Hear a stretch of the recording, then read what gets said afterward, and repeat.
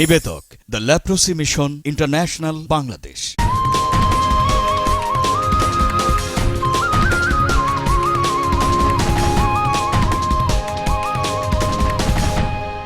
রাঙাতে এলো মাছরাঙা।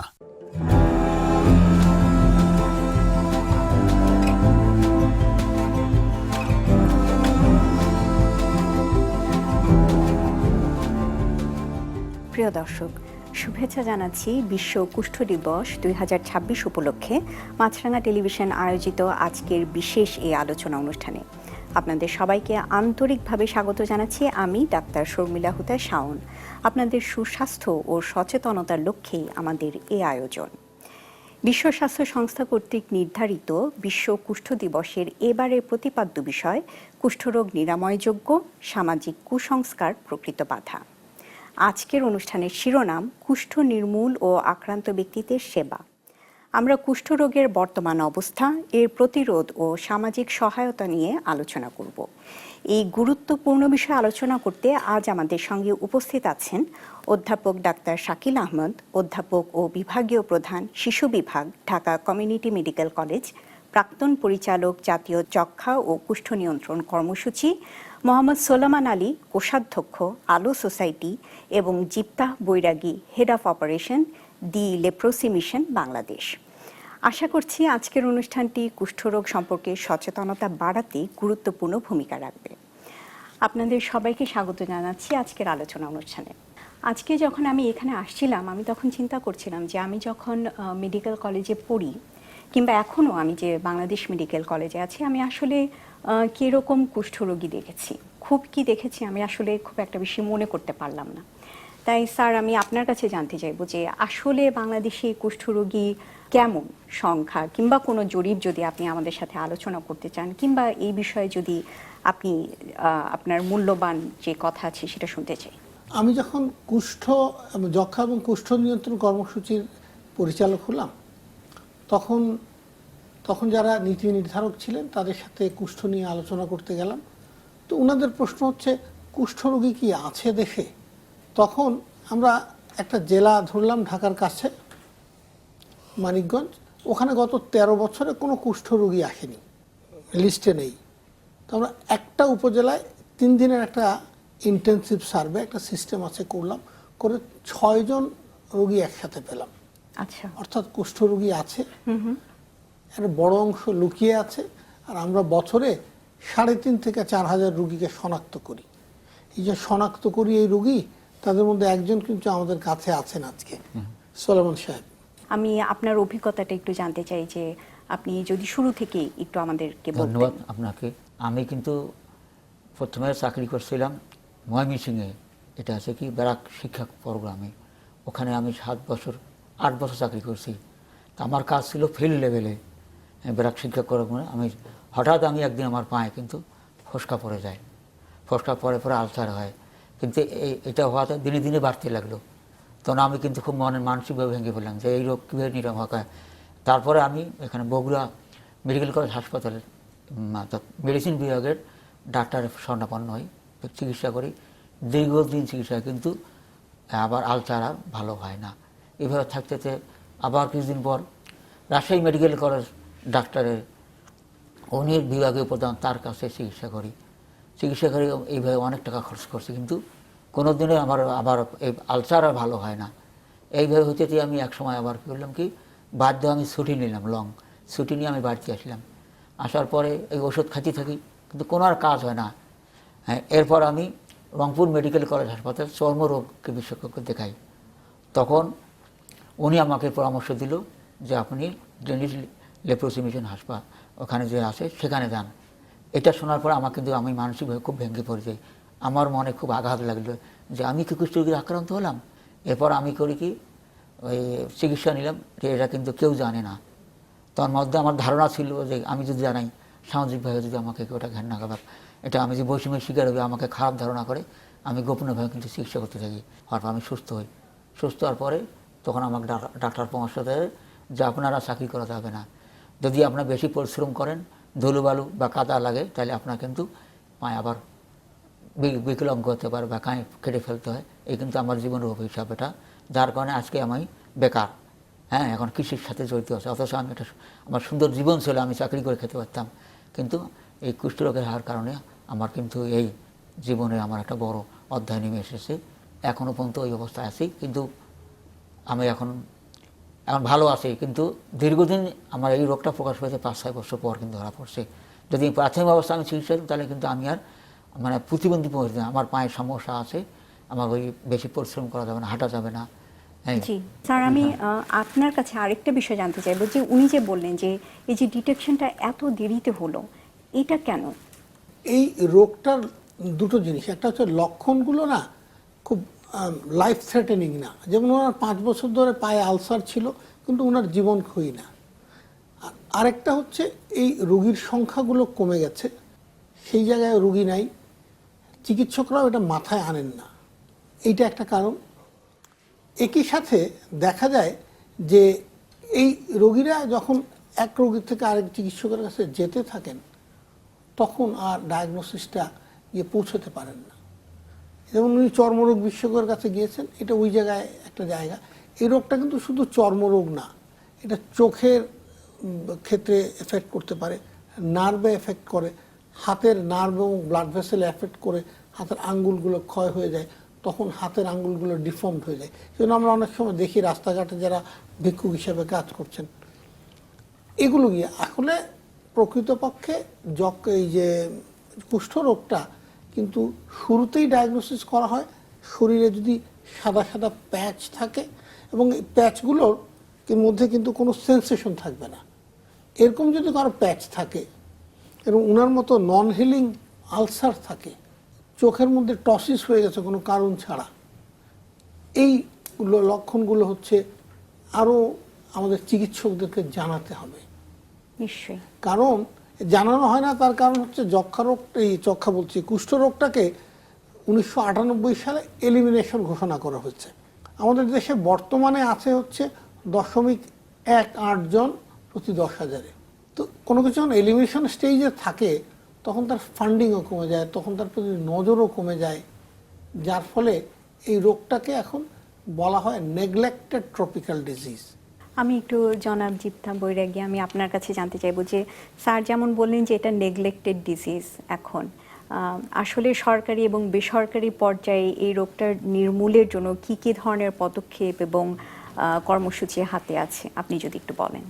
আমি আসলে মিস্টার সোলাইমানের কথা থেকে যদি আসি, এখানে কিন্তু দুইটা উদাহরণ আমরা পাই। উনি যেমন আসলে আমাদের কাছে একটা এক্সাম্পল, ওনার অভিজ্ঞতা তুলে ধরলো। আমরা যদি আবার একটু বিশ্লেষণ করি দুটো জিনিস, একটা হচ্ছে আসলে কুষ্ঠ আক্রান্ত ব্যক্তিদের চিকিৎসা, উনি কিন্তু চিকিৎসা নিয়েই এখানে আসছে, তার মানে চিকিৎসা কিন্তু আসলে সহজলভ্য পাওয়া যায়, যেটা প্রত্যেকটা সরকারি উপজেলা হসপিটালে বিনামূল্যে আসলে কুষ্ঠ আক্রান্ত ব্যক্তিদের চিকিৎসা হয়। দ্বিতীয় কথা যদি দেখেন যে আসলে ওনার এখানে উপস্থিত হওয়া, মিডিয়ার সামনে নিজে স্বীকার করা যে আমি আসলে একজন কুষ্ঠ আক্রান্ত ব্যক্তি, এটা ইন্ডিকেট করে আসলে সামাজিক যে কুসংস্কার ছিল এটা থেকে যেহেতু কুষ্ঠ রোগীরাও বের হয়ে আসছে, আমাদের সমাজও কিন্তু আসলে অ্যাকসেপ্ট করতে শুরু করছে যে আসলে এটা অন্য রোগের মতো একটা সাধারণ রোগ, যে রোগের চিকিৎসা আছে, যে কারণে কিন্তু সোলাইমান ভাই আসলে এইখানে যদি সামাজিকভাবে নিগৃহীত হতো ডেফিনেটলি উনি আসতো না, যেটা আগে সমস্যাগুলো ছিল। হ্যাঁ, তা আমি দর্শক সবাইকে বলবো যে আসলে এটা একটা উদাহরণ কিন্তু মিস্টার সোলাইমান, যে উনি প্রমাণ করছে ওনার জীবন দিয়ে যে আসলে কুষ্ঠ যদি সঠিক সময়ে চিকিৎসা করা যায় ভালো হওয়া সম্ভব। কিন্তু যদি আপনি আবার সোলাইমান সাহেবের হিস্ট্রিটা দেখেন, যে তার আসলে চিকিৎসা নিতে বিভিন্ন ডক্টরের কাছে যাওয়া, দীর্ঘ একটা সময় নেওয়া আইডেন্টিফিকেশন করার জন্য, যেটা কিন্তু অন্য রোগের মতো না। তার মানে এটা একটা স্পেশাল, আমি বলবো যে সাইন সিমটম থাকে, যেটার জন্য আমাদের কাছে খুবই গুরুত্বপূর্ণ। এবং আমরা লেপ্রোসি মিশনও আসলে প্রায় 40টা জেলায় কাজ করি। আমরা যেটা চেষ্টা করি যে যারা হেলথ ওয়ার্কার আছে, যারা আসলে ডক্টর আছে, হয়তো MBBS একটা সেশন ছিল, তারপরে হয়তো প্র্যাকটিস, যেটা আপনি বলছেন যে আমি দেখি নাই কখনো, এরকম আমরা একটু প্রশিক্ষণ দেওয়ার চেষ্টা করি। কারণ প্রশিক্ষণ খুব গুরুত্বপূর্ণ, কারণ আমরা এখানে যদি দুইটা রিলেশন করি, যে উনি কিন্তু সেলফ রিপোর্টেড, কিন্তু আসলে কনফার্মেশন করতে সময় লাগছে, যে কারণে আসলে যদি স্কিল না থাকে আমাদের হেলথ প্রফেশনালদের, তাহলে কিন্তু ডিটেকশন করা সম্ভব না। দেরি হয়। যদিও আমি বলি যে আসলে এইখানে যেটা আছে যে আসলে সামাজিক কুসংস্কার প্রকৃত বাধা, সাথে আমাদের এটাও বলতে হবে যে আসলে আমাদের যদি আসলে ডিটেকশন করার ক্ষমতা না থাকে, এটাও কিন্তু আসলে এই মানুষকে কুসংস্কার করতে সহায়তা করে। যেহেতু এই রোগের সাথে অন্য রোগের যে পার্থক্য, যে আসলে রোগী নিজে কখনো ফিল করে না। সোলাইমান ভাই যেমন উদাহরণ, যে আমি আক্রান্ত, যে পর্যন্ত ওই সময় আমি ডাক্তার যাদেরকে দেখাচ্ছি তারা কিন্তু এই কুষ্ঠ রোগ সম্পর্কে জানে না। Right. তাহলে প্রথমে সূর্য ধরা হয়ে যায়, তাহলে কিন্তু আমার পায়ের সহজে কিন্তু আমার আঙ্গুলও ক্ষতিগ্রস্ত হয়। আসলে যেহেতু অনেক দিন ধরে নাই, সেজন্য হয়তো এই জিনিসটা প্রথমেই তাদের মাথায় আসে না। ডাক্তারগুলো দেখাচ্ছি, তারা যদি ধারণা থাকতো তাহলে কিন্তু প্রথমে শনাক্ত হয়ে যেত। এই জন্য প্রশিক্ষণে খুবই গুরুত্বপূর্ণ আমার কাছে মনে হয়েছে আমাদের সরকারি বেসরকারি স্বাস্থ্য স্টাফদের সবাইকে, যাতে আসলে রোগী যখন নিজে আসে যেন টাইমলি আসলে ডিটেকশন করা যায়। হ্যাঁ, আপনি যদি ধরেন ওনার কস্ট, এটা যদি আসলে এখন আমরা বলছি যে এটা ফ্রি কস্ট, কিন্তু এই চিকিৎসা নিতে গিয়ে যে 5 বছরে তার প্রচুর আসলে অনেকে আমরা জানি যে ডিটেকশন হওয়ার মানে ডায়াগনোসিসে হওয়ার সমস্যার কারণে দীর্ঘদিন তার সহায় সম্পত্তি সব বিক্রি করে চিকিৎসা নিতে হয়, বিভিন্ন জনের কাছে যেতে হয়। জি, আমরা নিশ্চয়ই আপনার কথা শুনবো। আমরা একটা বিরতি নিচ্ছি। দর্শক, আপনারা দেখছেন মাছরাঙা টেলিভিশন আয়োজিত বিশ্ব কুষ্ঠ দিবস 2026 উপলক্ষে বিশেষ আলোচনা অনুষ্ঠান কুষ্ঠরোগ নিরাময়যোগ্য, সামাজিক কুসংস্কার, প্রকৃত বাধা, এই বিষয় নিয়ে আমরা কথা বলছি। এবারে ছোট্ট একটা বিরতি নিচ্ছি, ফিরে আসছি শিগগিরই। ততক্ষণ মাছরাঙার সঙ্গেই থাকুন।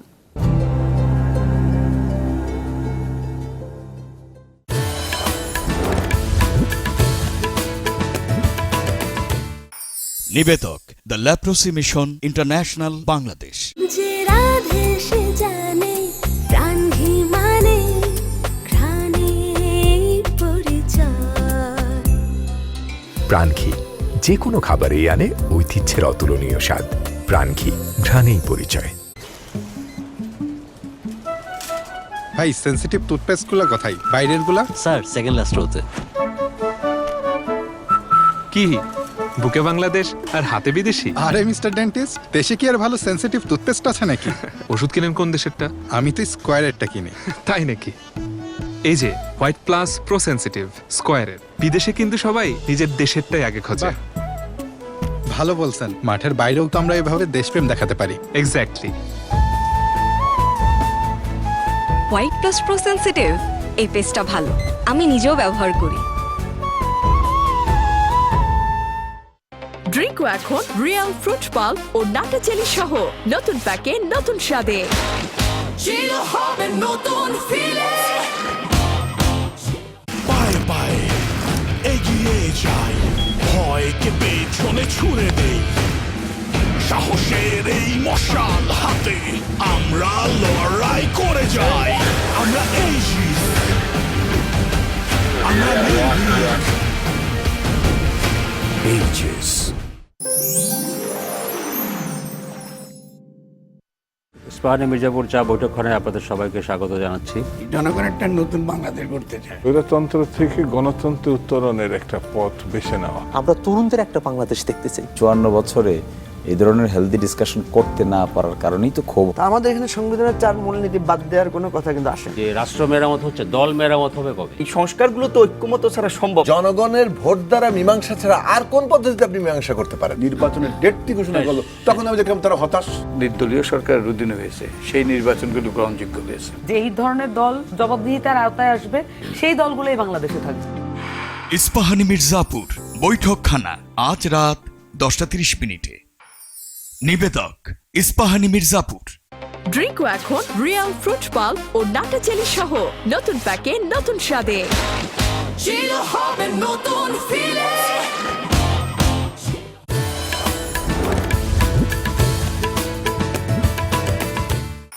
নিবেদক, the leprosy mission international Bangladesh. দর্শক, এতক্ষণ সঙ্গে থাকার জন্য ধন্যবাদ। আপনারা দেখছেন মাছরাঙা টেলিভিশন আয়োজিত বিশ্ব কুষ্ঠ দিবস 2026 উপলক্ষে বিশেষ আলোচনা অনুষ্ঠান কুষ্ঠরোগ নিরাময়যোগ্য, সামাজিক কুসংস্কার, প্রকৃত বাধা। আমরা বিরতিতে যাবার আগে আলোচনা করছিলাম, আমি একটু সোলাইমান সাহেব, আমি আপনার কাছে জানতে চাইবো যে আপনার হাতে এবং পায়ে এই কুষ্ঠরোগের জন্য কি ধরনের অসুবিধা হচ্ছে? আমার এই চিকিৎসাটা দেরিতে শনাক্ত এবং চিকিৎসা করার কারণে আমার হাত পায়ের সমস্যা আছে, যে আঙুলগুলি আমার বাঁকা হয়ে গেছে। যদি আমি শুতে চিকিৎসা তাহলে এটাও সম্ভব না, এই বাঁকার কারণে আবার হাতলা অবশ কোনো কিছু ধরতে পাই না, অনেক সময় হাতে কোনো জিনিস পড়লে আমি বোধ পাই না, এই জন্য আমি জিনিস ধরতে ভয় পাই, শীতকালে বেশি হয়। আবার অনেক সাইডে এমন অবশ হয় যে সহজে হাতটা গরম হয় না, ঝিমঝিম করে, এটাই কুষ্ঠরোগের কারণে কিন্তু এই, এবং হাতের পায়েরও সমস্যা আছে ওটা একই রকম। জি স্যার, আমি আপনার কাছে জানতে চাইব যে এই যে এতক্ষণ আমরা যে আলোচনা করলাম, আপনি একজন শিক্ষক হিসেবে আপনার এর উপরে কি ধারণা, আমি সেটা জানতে চাই। না, সোলাইমান সাহেব যেটা দেখালেন সেটা হচ্ছে, সেটাকে বলে গ্রেড 2 ডিফর্মিটি। কারণ কুষ্ঠরোগ করে কি নার্ভগুলোকে ড্যামেজ করে, যখন নার্ভ ড্যামেজ হয়ে যায় তখন এই আঙ্গুলের এই সমস্যা হয়, এবং কখনো কখনো নার্ভ ড্যামেজ হয়ে সেই নার্ভের ট্রফিক ইফেক্ট বলে একটা থাকে, তাতে আঙ্গুল খসেও পড়ে যায়। তো সোলাইমান সাহেব, আমি বলবো একদিক দিয়ে ভাগ্যবান যে ওনার এত দেরি হয়নি, কারো আরও দেরি হয়, কিন্তু তারপরও ওনার আঙ্গুলের যে ক্ষতি হয়েছে এটার জন্য কিন্তু সারা জীবন ধরে উনি সাফার করছেন। অর্থাৎ কুষ্ঠরোগের প্রথম কাজ হচ্ছে আমরা যদি তাড়াতাড়ি শনাক্ত করতে পারি, এবং তাড়াতাড়ি শনাক্ত করার জন্য বাড়ি বাড়ি গিয়ে শনাক্ত করার একটা কাজ থাকে। বাড়ি বাড়ি গিয়ে শনাক্ত করার যে কর্মসূচি, সেটাকে বলে মানে এক্সটেন্ডেড সার্চ প্রোগ্রাম বা এক্সটেন্ডেড লেপ্রোসি সার্চ প্রোগ্রাম। তো এইটা করতে গেলে কিন্তু মানে বেশ ফান্ড লাগবে, আর একদম শেষের দিকে তো মানে লাস্ট মাইল অফ ম্যারাথন দিতে গেলে যেমন অনেক এনার্জি লাগে, অনেক শক্তি লাগে, শেষ অংশ খুঁজে খুঁজে শত্রু বের করে ধ্বংস করা, সেই ফান্ডটা কমে গেছে। যেমন ধরা যাক পোলিও প্রোগ্রাম, পোলিওতে কিন্তু সারা বিশ্বে পোলিওতে 99 জন রোগী হচ্ছে ওয়াইল্ড পোলিও, আর ভ্যাকসিন পোলিও বোধহয় 350 রোগী।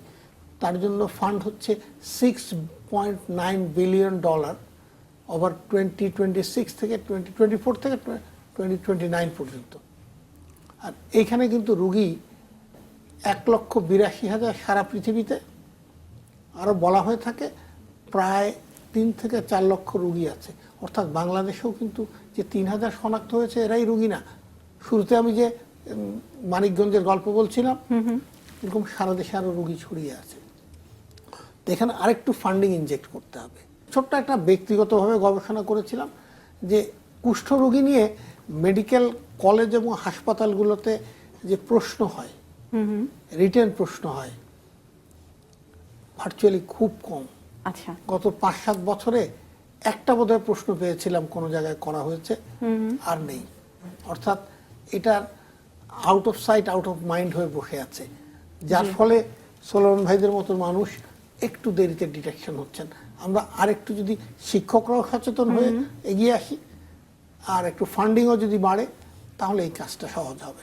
আমি একটু আপনার কাছে আসতে চাই যে বাংলাদেশ সরকারের একটা লক্ষ্য আছে 2030 সাল নাগাদ কুষ্ঠরোগ নির্মূল করা। এই লক্ষ্য অর্জনের ক্ষেত্রে আপনারা কতখানি এগিয়েছেন, কিংবা আপনাদের কি কি পরিকল্পনা আছে? এটা আসলে আমাদের বাংলাদেশ গভর্নমেন্টের যেমন ঠিক একইভাবে বিশ্ব স্বাস্থ্য সংস্থার একটা আসলে স্ট্র্যাটেজির ভিশন, 2030 সালের মধ্যে সারা বিশ্বকে কুষ্ঠকে নির্মূল করা। এখানে তারা বলা হচ্ছে আসলে zero leprosy.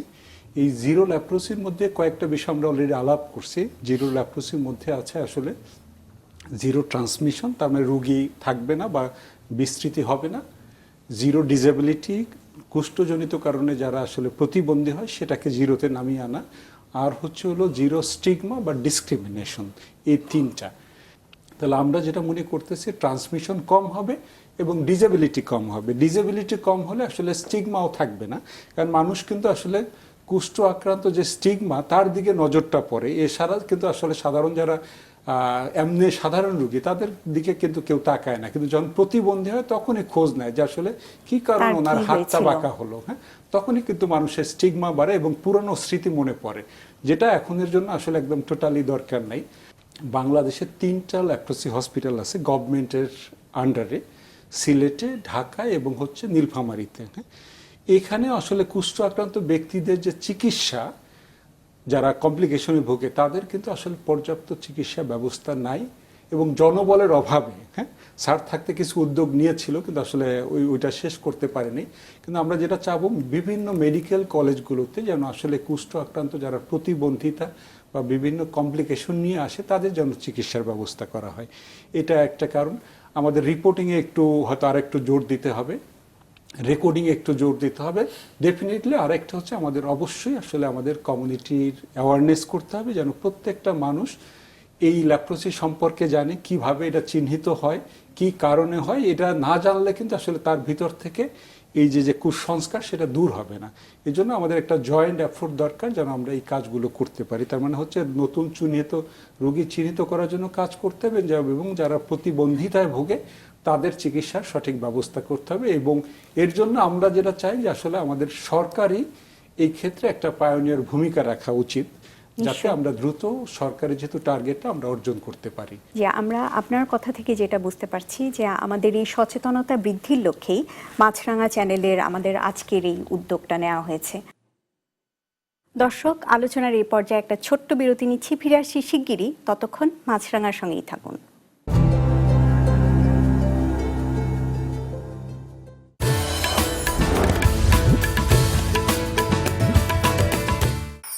নিবেদক the leprosy mission international Bangladesh.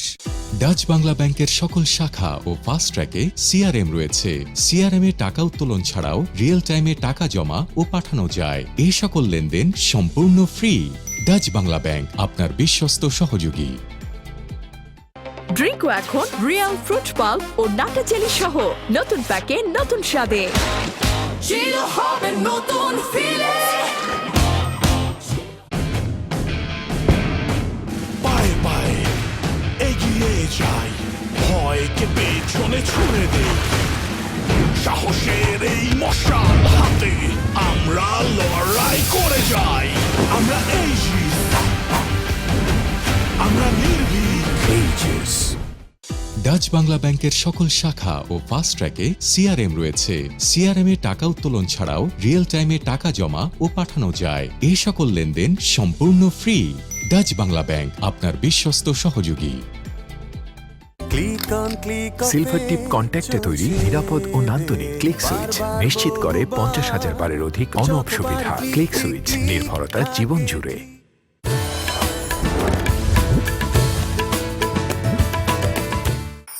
নিবেদক the leprosy mission international Bangladesh. দর্শক, এতক্ষণ সঙ্গে থাকার জন্য ধন্যবাদ। চলুন আমরা মূল আলোচনায় ফিরে যাই। যে আমি সুলেমান সাহেব, আমি আপনার কাছে জানতে চাই যে এই যে সব কিছু নিয়ে আলোচনা হলো, আপনার কি কোনো পরামর্শ আছে? আমার কিছু কুষ্ঠরোগ নির্মূল এবং আক্রান্তদের সেবা বিষয়ে কিছু বলা আছে। যেমন এখানে আছে গ্রাম অঞ্চলে যে কমিউনিটি ক্লিনিকগুলো যে আছে, সেই ক্লিনিকে যারা স্বাস্থ্যকর্মী আছে তাদের মানে আরও ভূমিকা অনেক আছে। যেমন তারা যদি প্রশিক্ষণ দেওয়া হয় কুষ্ঠ বিষয়ে, এবং ওখানে প্রতিদিনকে নিয়মিত রোগীরা আসে, তাদের যদি তারা জানায়, প্রতিদিন যদি কন্ট্যাক্ট করে এই বিষয়ে কুষ্ঠের সময়, প্রতিদিন যদি 20 জন হয় তাহলে 6 দিনে কয়জন হয়, আবার মাসে কতগুলো হয়। এছাড়া এবার ওইখানে স্থানীয় চেয়ারম্যান মেম্বার আছে, এরা কিন্তু জনপ্রতিনিধি, এরা কিন্তু বিভিন্ন সময় জনগণ নিয়ে কাজ করে। অনেক সময় তারা ওনারা যদি সামনে এগিয়ে আসেন তাহলে এই বিষয়টা আরো কন্ট্রোল হবে, এটা অ্যাওয়ারনেসটা তৈরি করা যায়। আমার মনে আরো অনেক শক্তিশালী হবে এটা মেম্বারদের, কারণ মেম্বাররা সাধারণত বিচারশালীতে যায় এবং উপকার ভোগী যারা, তারা তো আগে একটা প্রথা ছিল যারা মানে যারা কুষ্ঠরোগ ভোগে তা বেশিরভাগে তারা যারা অপুষ্টিতে হতো, কিন্তু মেম্বারসের মধ্যে এখানে আছে উপকারভোগী কিন্তু অনেক আছে। নিশ্চয়ই আমরা আপনার এই পরামর্শগুলো আমরা নিচ্ছি, সেখানে তো তারা যেটা আলোচনা করে তারা মনে হয় তাহলে নিশ্চয়ই এটা আরো সামনে আমরা নিয়ন্ত্রণ করতে পারবো।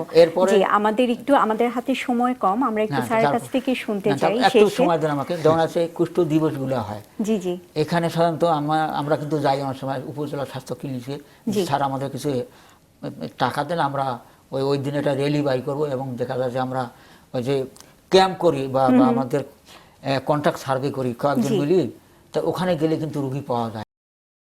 এটাও আসলে আপনার এখান থেকে এই তথ্যটাও পাওয়া গেল যে এই বিষয়ে যদি নজরদারি করা যায় তাহলে আমরা আরো রোগী পেতে পারি। টিম ওয়ার্ক করলে অনেক রিমোট, বিশেষ করে যেগুলো আছে গুচ্ছ গ্রাম বা যে রিমোট এরিয়াগুলোতে, ওখানে গেলে কিছু না কিছু 1-2 জন কিন্তু পাওয়া যায়। স্যারের কাছ থেকে আমরা খুব সংক্ষেপে যদি ওভারঅল আপনার কিছু বলবার থাকে এই বিষয়টি নিয়ে এবং আজকে যে আমাদের মাছরাঙা চ্যানেলের জনসচেতনতামূলক একটি প্রোগ্রাম, এটা নিয়ে যদি আপনি কিছু বলতে চান, আমরা শেষের দিকে আছি। মাছরাঙা টিভিকে ধন্যবাদ, কারণ হচ্ছে নেগলেক্টেড ডিজিজকে নেগলেক্টেড না করে তারা আত্মস্থ করেছেন, এটা নিয়ে প্রচার করছেন, এই অনুষ্ঠান করেছেন। এবং আমি বলবো যে অন্যান্য যারা মিডিয়া আছে তারাও এগিয়ে আসবেন। শুধু যক্ষা, এই যে কুষ্ঠরোগ নিয়ে এই আলোচনাটা না, কুষ্ঠরোগের অন্যান্য লক্ষণ নিয়ে, যেমন আপনি আই স্পেশালিস্টরা তাদের কথা বলতে পারেন, নিউরোলজিস্টের সাথে, অর্থোপেডিশিয়ানের সাথে, যারা ডায়াবেটিক্স আছে তাদের আলসার এবং কুষ্ঠরোগের আলসার কাছাকাছি। এই আলোচনাগুলো যদি আমরা বারবার করি তাহলে চিকিৎসকদের কাছে যেমন পৌঁছাবে, সাধারণ মানুষদের কাছেও পৌঁছাবে। আবারও মাছরাঙা টিভিকে ধন্যবাদ এই কারণে, এই রোগ নিয়ে এত সুন্দর একটা প্রোগ্রাম করার জন্য। ধন্যবাদ। আপনি সহ আপনাদের তিনজনকে অসংখ্য ধন্যবাদ আমাদের স্টুডিওতে আসবার জন্য। দর্শক, আপনারা দেখছেন মাছরাঙা টেলিভিশন আয়োজিত বিশ্ব কুষ্ঠ দিবস 2026 উপলক্ষে মাছরাঙা টেলিভিশন আয়োজিত আজকের বিশেষ আলোচনা অনুষ্ঠান কুষ্ঠ নির্মূল ও আক্রান্ত ব্যক্তিদের সেবা এখানেই শেষ করছি। কুষ্ঠমুক্ত সমাজ গঠনে সচেতনতা, সহমর্মিতা ও সম্মিলিত উদ্যোগই আমাদের অঙ্গীকার। সাথে থাকবার জন্য সবাইকে ধন্যবাদ। আজকের মতো বিদায় নিচ্ছি। সুস্থ থাকুন, মাছরাঙার সঙ্গেই থাকুন।